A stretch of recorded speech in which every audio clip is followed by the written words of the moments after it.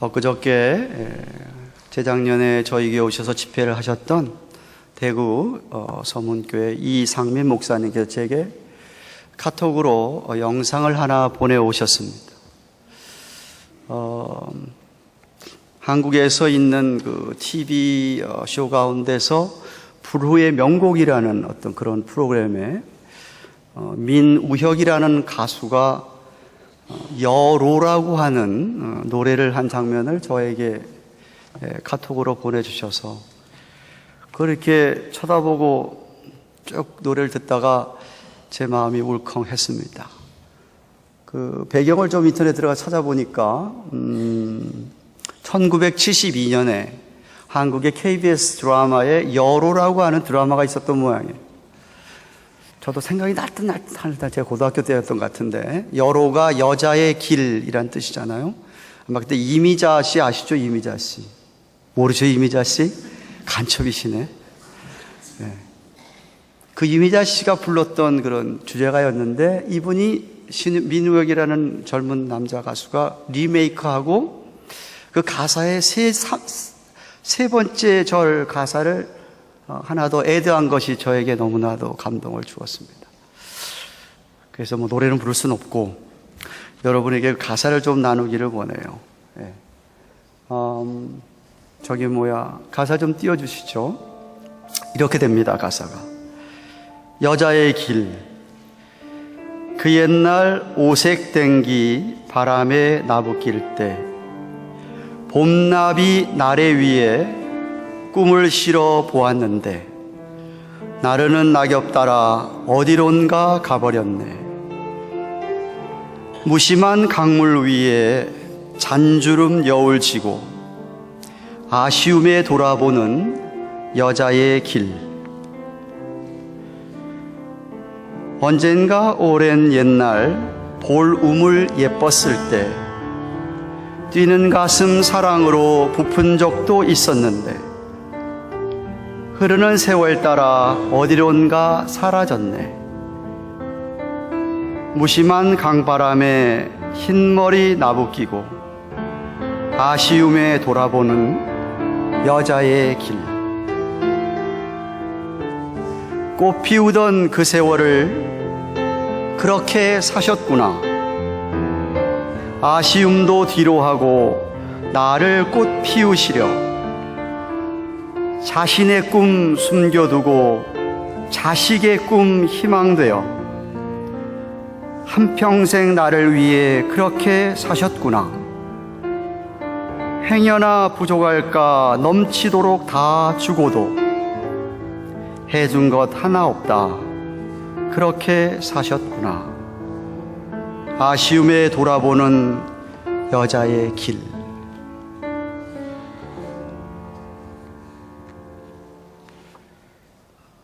설교를 준비하는데 도움이 좀 됐습니다.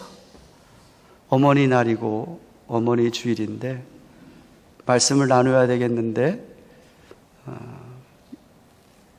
오늘 다 가기 전에 여러분 어머님이 살아계신 분들은 유튜브 들어가셔서 한번 여로 민우혁을 치십시오. 오늘 아침 새벽에 7시에 아침에 저도 어머님이 생각이 나서 한국에 카카오를 했습니다. 요즘은 얼마 좋습니까? 카카오 하면은 어머니 얼굴을 금방 볼 수 있지 않습니까? 아시다시피 우리 어머니 치매에 이어서 제가 누군지도 몰라 뵈시고 사랑한다 이야기도 못 알아들으시고 감사하다도 못 알아들으시는 분이신데 그냥 그 나이 드신 어르신의 얼굴을 한번 뵙고 싶었습니다.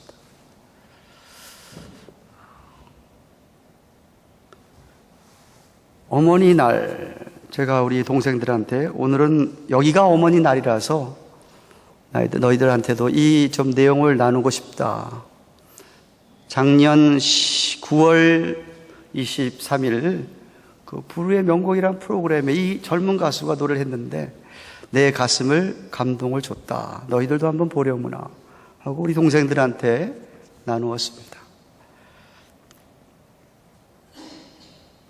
어머니 날의 유래를 찾아보니까 미국이 남북 전쟁 때에 1861년부터 65년까지 4년간 있었던 남북 전쟁 중에 웨스트버지니아 스테이트에서 미세스 앤 자비스라고 하는 분이 남북 전쟁 서로 싸우면서 북군이건 남군이 상관없이 다친 사람이면 누구나다. 우리 어머니들이 다친 부상병들을 좀 돌보자 해서 Mother's Work Days라는 것을 시작했다고 합니다. 근데 이 앤 자비스가 1505년에 돌아가셨는데 1907년 5월 12일 그러니까 앤 자비스가 소천한 지 2주년 되는 때에 그 딸 되는 애나가 어머니 메모리얼 기념을 하기 위해서 믿음의 어머니를 그리워하며 어머니가 주일학교 교사를 쭉 살아계실 때 했던 세인트 앤드류스 메소디스트 처치에 교회에 가서 기념식을 갖고 흰 커네이션 꽃을 그 온 교우들에게 아마 헌화를 했는 모양입니다. 사람들이 이 애나라는 분이 자기 어머니를 향한 그 마음에 감동을 받고 이때 어머니를 기억하는 날이 참 중요하겠구나를 인식해서 그 이듬해인 1908년 5월 10일 그 같은 세인트 앤드류스 메소디스트 처치에서 약 470명의 학생들, 자녀들과 어머니들이 함께 모여서 최초의 Mother's Day를 그렇게 축하하였다고 합니다. 그때 이 애나가 참가자 모든 전원에게 어머니가 좋아하던 흰색 카네이션 꽃을 전달하였고 이 때문에 흰색 카네이션이 어머니 날의 상징이 되었다라고 합니다.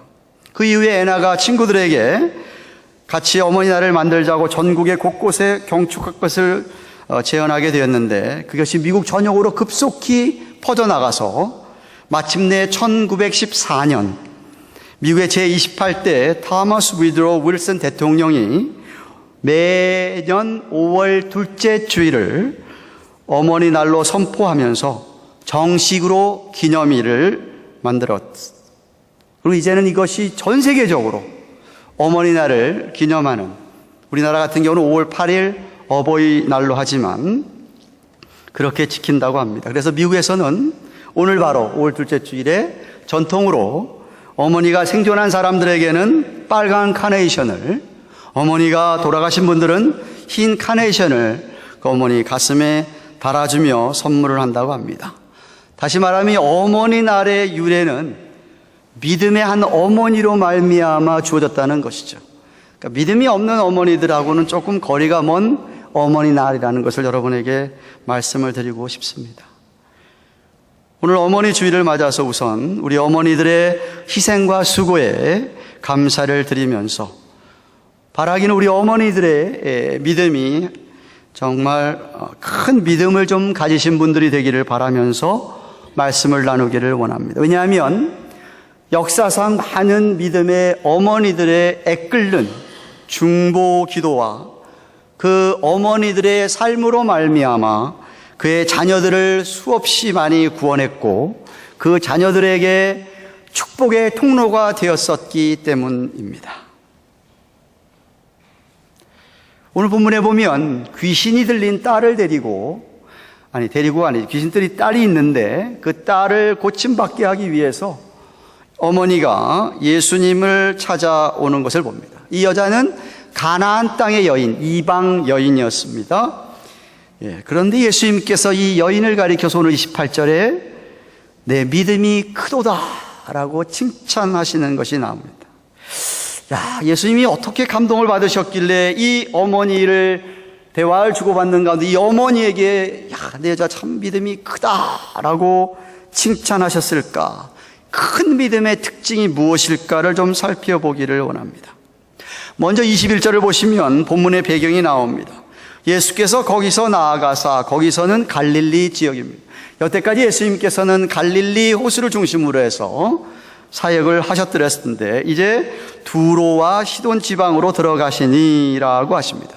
두로와 시도는 갈릴리에서 북쪽으로 지중해 연안을 따라서 약 42마일 정도 떨어진 대개 바로 두로가 있고, 거기서 또 18마일 더 북쪽으로 가면 시돈이라는 해안 도시가 나옵니다.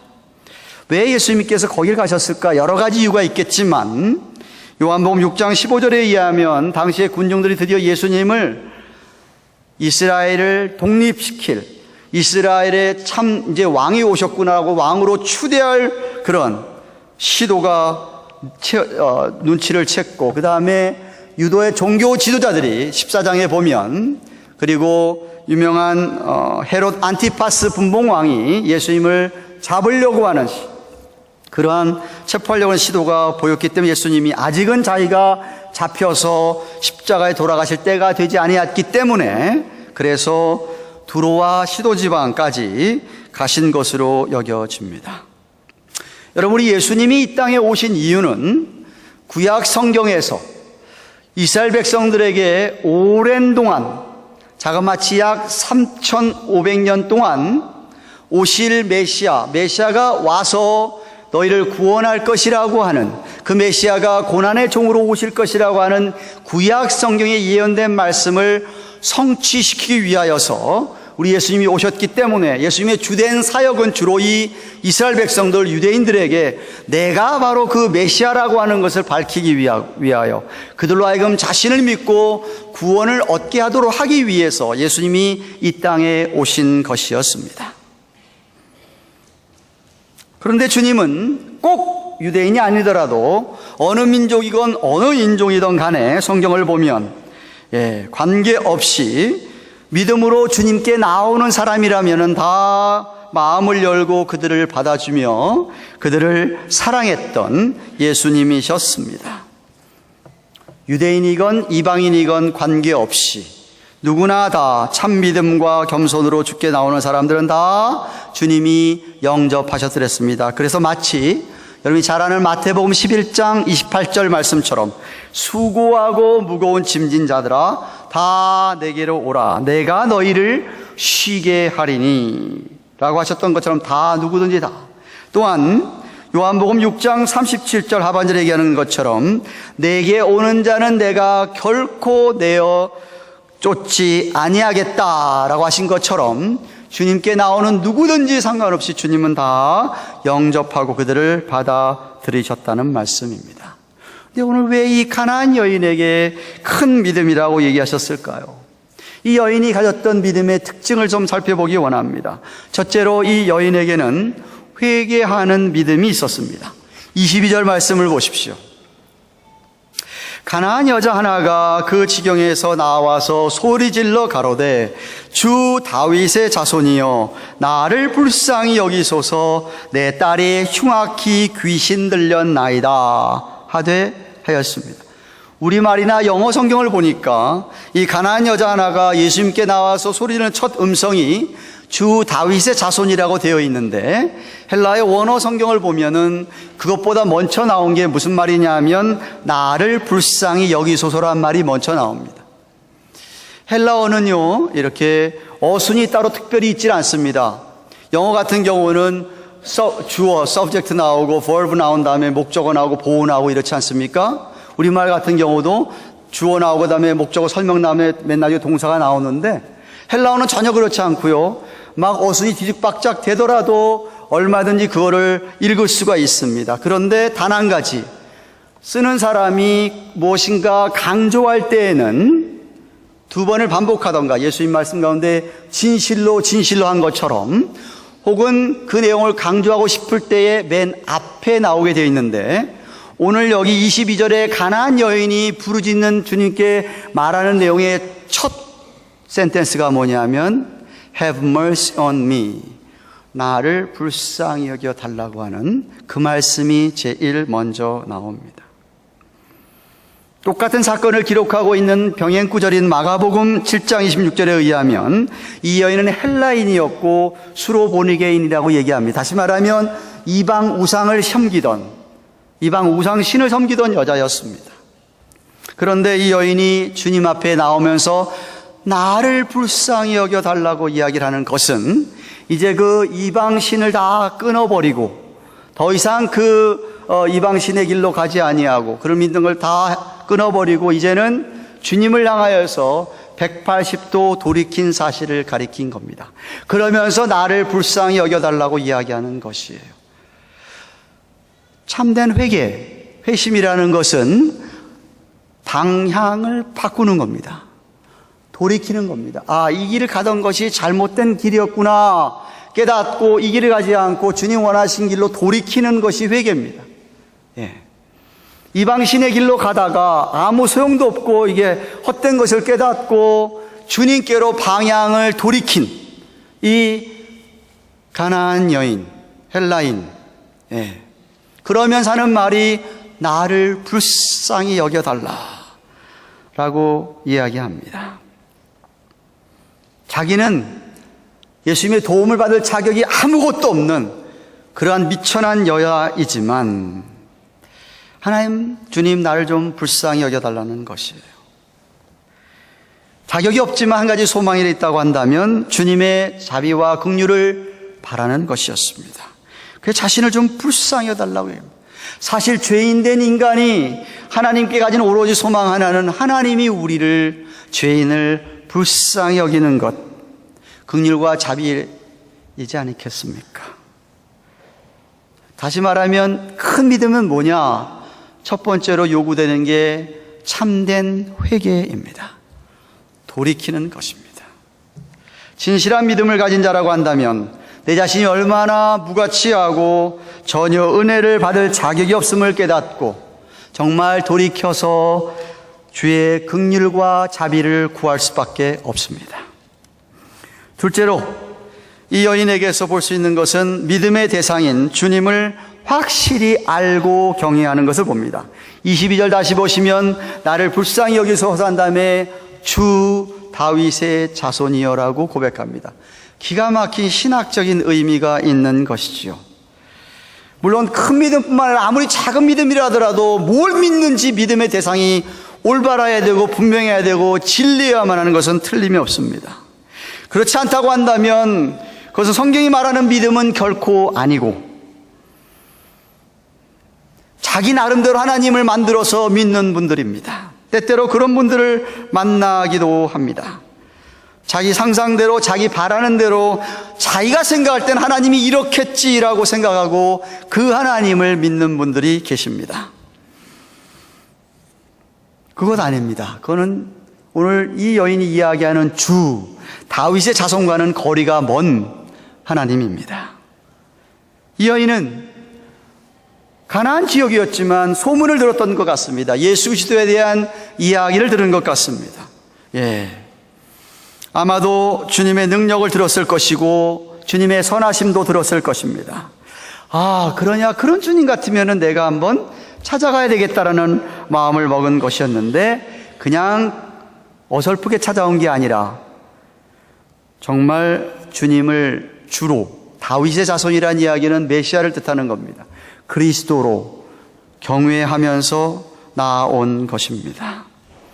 당시에 예수님 주위에 많던 사두개인, 바리새인, 서기관들을 할 것 없이 예수님을 주 다윗의 자손이라고 부르기는커녕 예수님이 죄인의 친구다, 귀신 들렸다, 바알세불 귀신 들려서 저렇게 능력을 베푼다라고까지도 예수님을 지칭했던 그들이었습니다. 그런데 이 여인, 전혀 뜻밖의 가나안 여인이 예수님을 향하여서 주 다윗의 자손이라고 이야기하는 것을 예수님이 분명히 들었을 텐데 아마 예수님의 귀가 솔깃해졌다고 믿는 것이죠. 비록 이 어머니가 지금 자기가 얘기하는 주 다윗의 자손이라고 하는 것에 있는 깊은 신학적인 의미는 이해하지 못한다 할지라도 자기 삶의 정말 주인으로 예수님을 고백을 하고 그리스도로 고백한다고 하는 것에 대해서 우리 예수님이 아마 마음속으로 뭔가 생각이 있었을 것이라고 생각됩니다. 또한 이 어머니는 딸을 자기 생명보다 귀하게 여긴 것 같습니다. 왜냐하면 당시에 이방인들이 유대인 사이에 간다, 유대인 사이에 낀다, 정말 잘못하면 돌에 맞아 죽을 지경이죠. 전혀 상대도 안 했던, 개처럼 취급했던 이방인들이었기 때문에. 그런데 그 사이, 그 이방인이 유대인 사이를 뚫고서는 가서 예수님을 지금 부르짖고 있는 겁니다. 죽은 우상신 가지고는 도저히 자기 딸을 구원할 수 없었던 것을 알았기 때문에 오직 그녀를 도울 수 있는 한 분은 주님밖에 없는 줄 믿고 예수님께 나온 것이지요. 이런 믿음입니다. 믿음의 대상인 주님을, 하나님을 성경대로 확실히 아는 믿음이 큰 믿음입니다. 셋째로 큰 믿음은 끈질긴, 굽히지 않는 믿음입니다. 큰 믿음은 결코 포기하지 않습니다. 어려움이 닥쳐도 방해물, 장애 나와도 있어도 약간 조금 실망할지는 몰라도 결코 뒤로 물러서지 않습니다. 굽히지를 않습니다. 지금 예수님은 이 여인의 믿음을 시험하고 있다고 여겨지는데 딸을 고쳐달라는 이 어머니가 부르짖는 간구에도 예수님 한마디도 대답을 않습니다. 23절에 보시면 예수님께서 지금 이 어머니의 국류를 구하는 호소와 자신을 가리켜서 주 다윗의 자손이라고 부르는 소리를 듣고도 아무 반응도 보이지 않으시는데 계속 이 여인은 따라오며 소리를 지르는 것이었습니다. 그러니까 제자들이 옆에 있다가 귀찮고 너무 시끄러워서 예수님에게 저 여자 좀 쫓아내라고 예수님께 요청을 합니다. 그때 주님께서는 제자들에게 이야기하지만 여자가 들으라고, 이 여인이 들으라고 이렇게 대답을 합니다. 24절, 나는 이스라엘 집에 잃어버린 양 외에는 다른 데로 보내심을 받지 아니하였노라. 지극히 예수님 말씀은 옳은 것이었습니다. 제가 좀 얘기했죠. 구약에서 예언되어진, 이스라엘 백성 예언되어진 메시아임을 밝히기 위해서 오신 분이기 때문에 주된 사역의 타겟이 이스라엘 백성들 유대인이었습니다. 그래서 이렇게 얘기하시는 것이었어요. 그 백성들을 통해서 그 백성들이 예수 그리스도를 믿고 돌아와 회개하여서 만방의 메시아 그리스도가 정말 이 예수님인 것을 갖다가 나타내실 필요가 있었기 때문에 지금은 자기를 막 부인하고 적대시하는 저들이지만 그들의 언약의 백성들이 회개하고 돌아오기를 바라는 마음에서 주님의 온갖 포커스는 거기 있었습니다.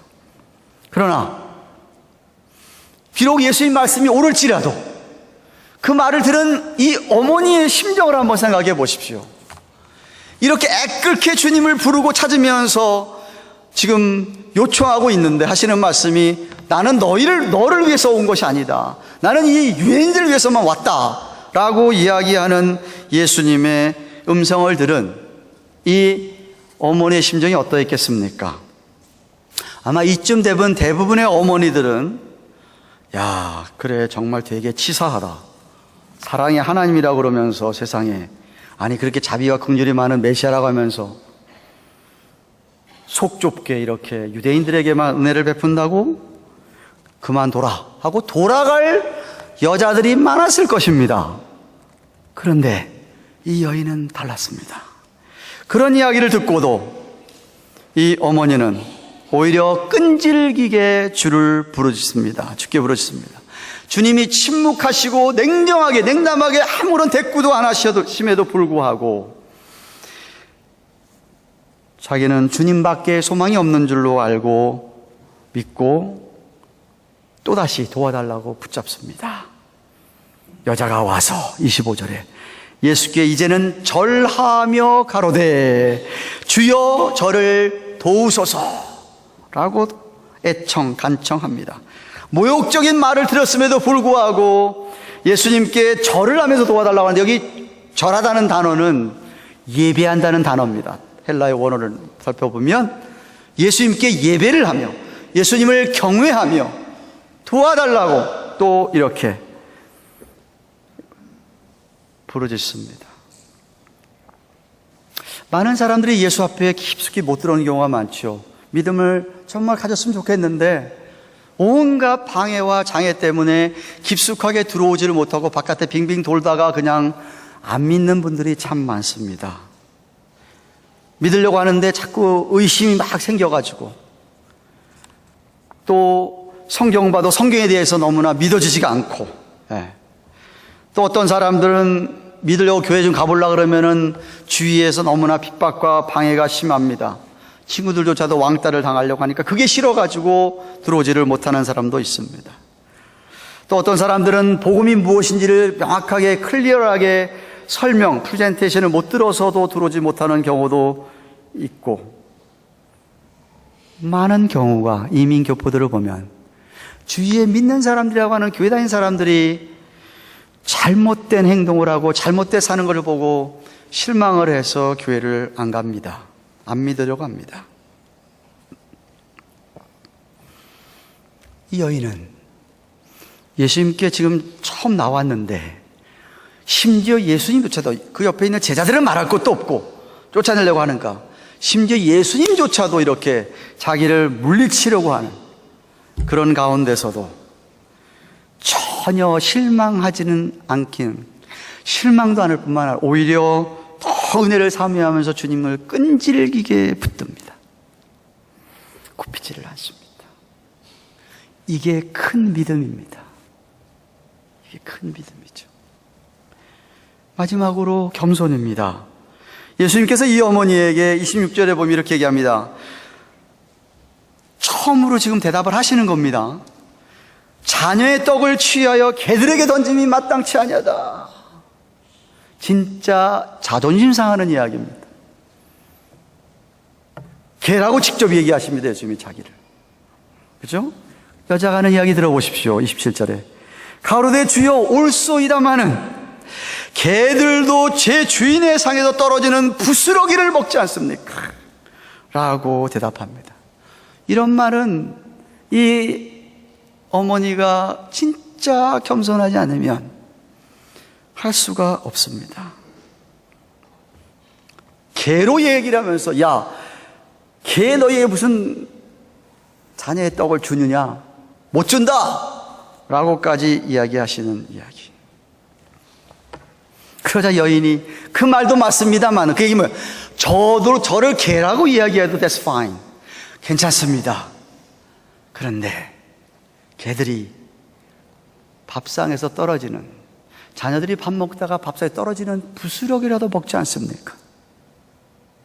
라고 이야기하는 겁니다. 맞는 말 아닙니까? 개가 주인의 자녀들이 밥 먹고 있으면 뻥하니 쳐다보고 있으면 주인이 밥 먹다가 부스러기 던져주지 않습니까? 개한테. 그러니까 이 정도로 나오니까 예수님은 더 이상 이제는 이 여인의 소원을 들어줄 수밖에 없는 것이지요. 여태까지 만난 사람들 보면 사두개인, 서기관, 바리새인들 전부 다 자기 의의를 나타내고 자기들의 잘난 점 나타내면서 이렇게 했으면 저렇게 했습니다나 얘기하고 뭐 이거 지켰다 저거 지켰다고 이야기하고 자기가 뭐 한 것만을 자랑하는 사람들과 너무나도 천지차가 나는 여인의 모습이었다는 말씀입니다. 자존심조차 없는, 개라고 욕하셔도 괜찮은, 개라고 불륜받아도 좋고 부스러기라도 불륜받아도 좋다고 얘기하는 이 여인, 진짜 자아가 죽은 겸손한 사람이 아니겠습니까? 여러분 가운데 누가 옆에서 여러분에게 개라고 이야기하면 가만히 있을 사람이 있겠습니까?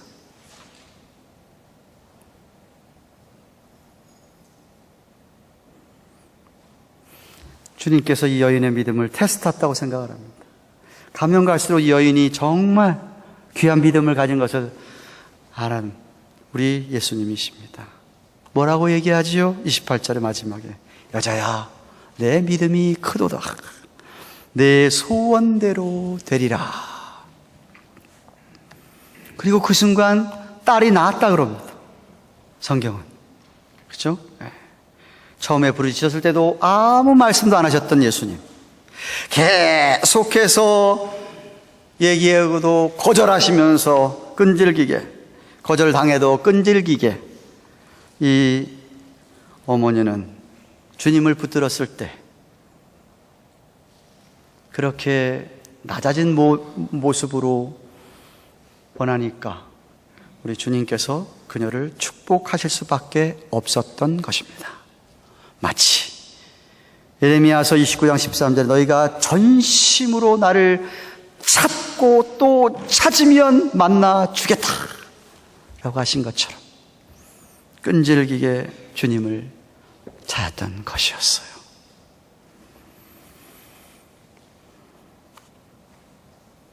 주님 너무 기뻐하시지 않았을까? 이 여자는 언제 한번 설교 들어본 적도 없습니다. 산상수훈의 팔복 같은 정말 주옥 같은 설교를 들어보지도 않았습니다만 이 여인에게는 그러한 겸손함이 있었고 온유함이 있었고 애통함이 있었고 그렇게 주를 찾는 것이 이 여인에게 있었습니다.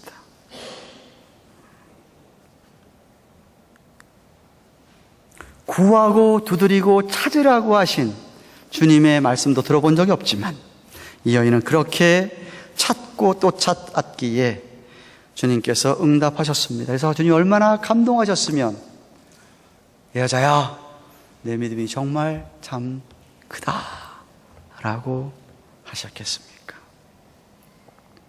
사랑하는 가든교회 교우 여러분, 여러분의 믿음은 어떻습니까? 우리 사랑하는 어머님들의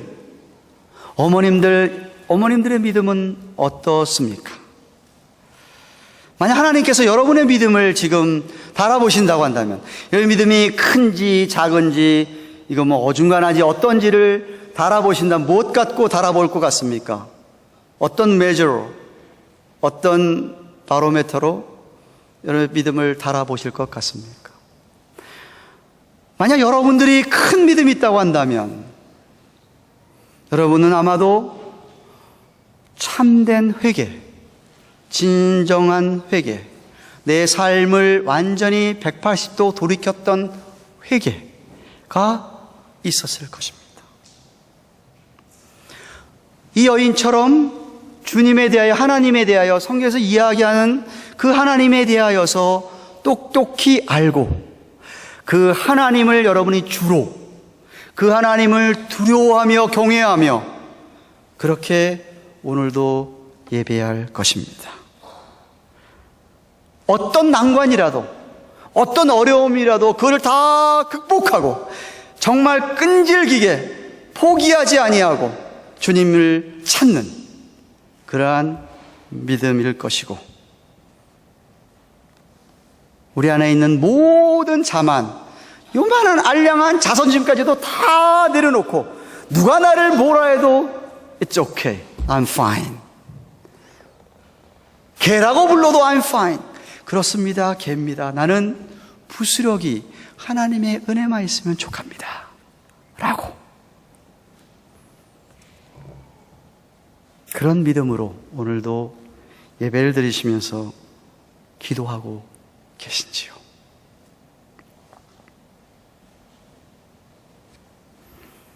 기독교 역사상 어머니 한 분 생각나는 어머니가 마니카입니다. 유명한 성 어거스틴, 정말 큰 획을 하나 그었던 위대한 아우구스투스, 성 어거스틴이었습니다. 모니카는, 그 어머니는 기독교인이 아닌 불신자와 결혼을 했다고 합니다.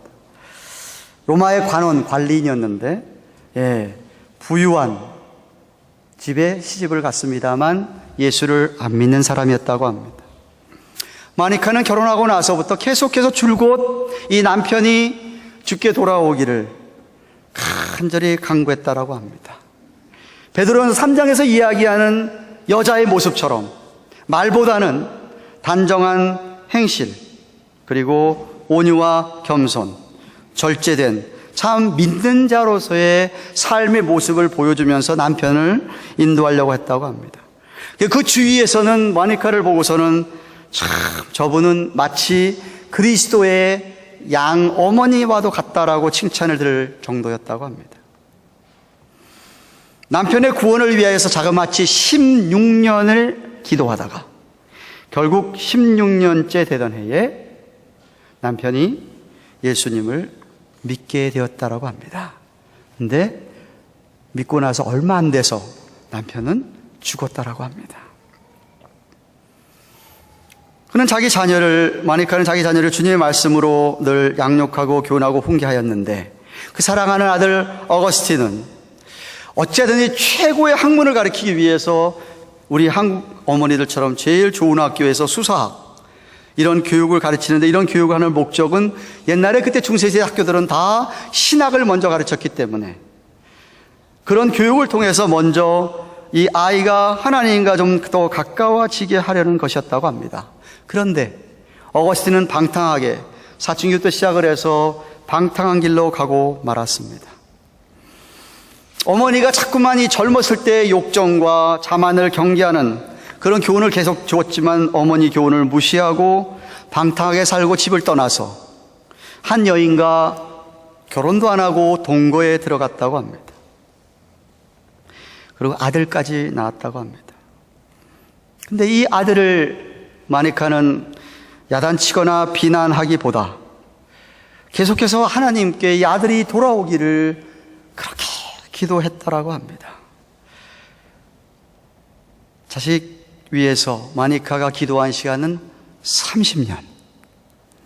30년 동안, 그러니까 3살 때부터라고 생각이 되는데 이 사람이 33살에 회심했으니까 30년 동안 아들의 구원을 위하여서 기도했는데 이 어거스틴이 똑똑해서 로마의 어느 학교에 교수로 갔을 때 모니카가 그때까지도 쫓아가고 동행하면서 마니카는 밀란에서 대주교인 엠브로스라고 하는 사람이 목회하는 교회에서 신앙생활을 계속하다가 어거스틴도 제발 그 교회를 좀 이렇게 데려갔으면 했는데 어거스틴은 그렇게 방탕하게 살다가 마니교라고 하는 이단에 빠져가지고 이단에 심취했다가 33세 되는 어느 날 이 암브로스라고 하는 사람의 초대교부의 설교를 듣고 돌아와서 정원에서 그 설교를 계속 묵상하는 가운데 하나님께서 은혜를 주셔서 무화과 나무 아래 쓰러져서 울면서 자신의 죄를 통회합니다.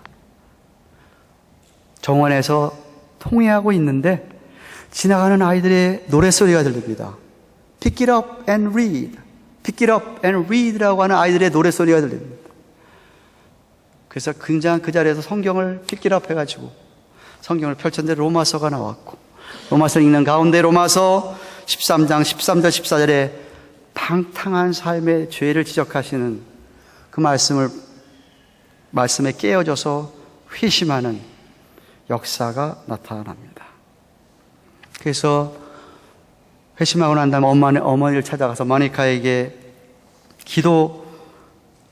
하나님께서 모니카 어머니의 기도를 들어주신 것을 이야기하면서 다 이야기를 했더니 모니카 어머니가 하나님께 영광을 돌립니다. 한 위대한 대신학자요 성인이었던 어거스틴의 회심은 어머니의 30년 동안 끈질기고도 끈질긴 기도가 있었기 때문이라는 겁니다.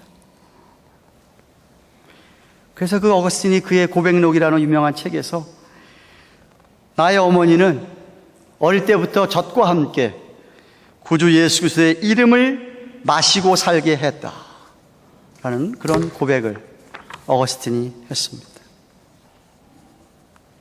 사랑하는 어머님들, 사랑하는 성도 여러분, 여러분에게 어떤 간절한 소원이 있습니까?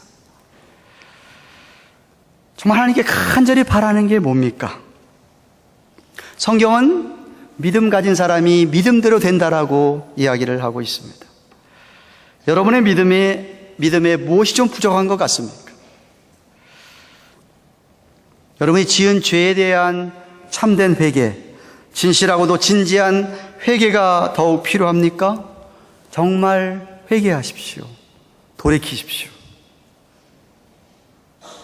아직도 예수님을 여러분의 삶의 주인으로, 여러분의 삶의 주권자로 주로 모시고 살지를 못하고 있습니까? 하나님의 주권을 인정하고 그분 앞에 부복하십시오. 아니면 여러분에게 끈기가 부족합니까? 조금만 어려움 닥치면 그냥 낙심하고 뒤돌아버리는 여러분들이 혹시는 아닙니까? 자그마한 시험과 유혹도 못 이겨서 넘어지는 여러분은 혹시 아닙니까? 이겨내야만 합니다. 잠시 잠깐 실망할 수 있을지 몰라도 금방 일어서야 되는 것이 예수 그리스도를 믿는 믿음, 참 믿음인 것이죠. 아니, 아직도 여러분 자존심을 세우고 있습니까?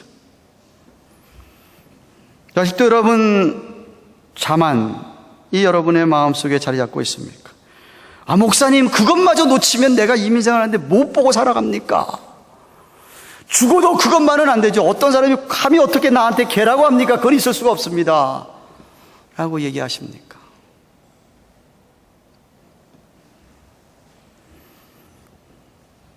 내려놓으셔야 됩니다. 누가 나를 뭐라고 부르든 그 무슨 상관이 있겠습니까? 하나님, 다 괜찮습니다. 나는 하나님의 부스러기 같은 은혜만 있어도 충분합니다 라고 여러분 자신을 낮추어야 하지 않겠습니까? 아마 저는 이 세상의 그 어떤 어머니도 자기 자녀를 위해서라면은 아마 이렇게 주님께 붙들고 간구하리라고 믿습니다. 그렇지 않을 어머니가 어디가 있겠습니까? 그런데 문제는 뭐냐면 믿음으로 붙들어야 된다는 것이죠. 믿음을 가지고